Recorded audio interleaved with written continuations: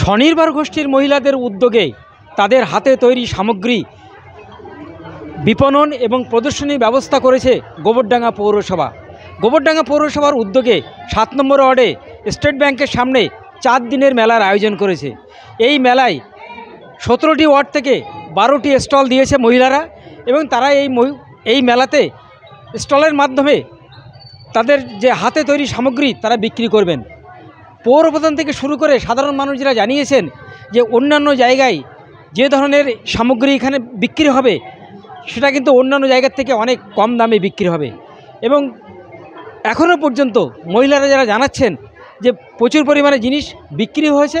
আগামী দিনে যাতে করে আরও বেশি পরিমাণে এই ধরনের জিনিস বিক্রি হয় এবং আরও বেশি পরিমাণে মেলার ব্যবস্থা করতে পারে পৌরসভা, সেই চেষ্টাই তারা করবেন বলে জানিয়েছেন গোবরডাঙ্গা পৌরসভা। আর এর ফলে একদিকে যেমন মহিলারা উৎসাহিত হবে, পাশাপাশি সাধারণ মানুষ অনেক কম দামে জিনিস কিনতে পারবেন।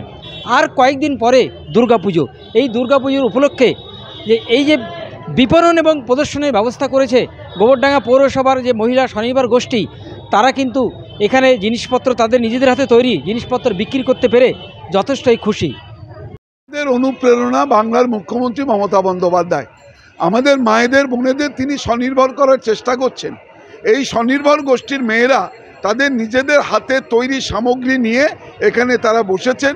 পুজোর আগে কিছু বিক্রি তাদের হবে এবং পরিবারের সহায়তা হবে, এটাই উদ্দেশ্য। গোবরডাঙ্গা পৌরসভার পক্ষ থেকে আমাদের সেলফ হেল্প গ্রুপের মেয়েদেরকে আমরা এই কাজে যুক্ত করেছি, তাদের এই রকম একটা পরিবেশ তৈরি করে দিয়েছি।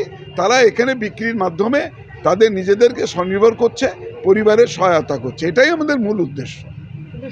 আগামী দিনে এবারে আমরা চেয়ারম্যান স্যারের সহযোগিতায় এবং আমাদের স্টেটের সাহায্যে আমরা যে মেলাটা এখানে প্রি পুজো রাখছি, এটা আগামী দিনে আরও বড় আকারে জেলার দিকেও যাবে এবং এবার তো আমরা খুব ছোট 12টা মতন স্টল করেছি তো এবং 3 দিনের, সেখান থেকে বেরিয়ে আগামী দিনে আমাদের একটা ওই শীতকালীন উৎসবে কোনো বড়োভাবে কোনো মেলা করার ইচ্ছে আছে।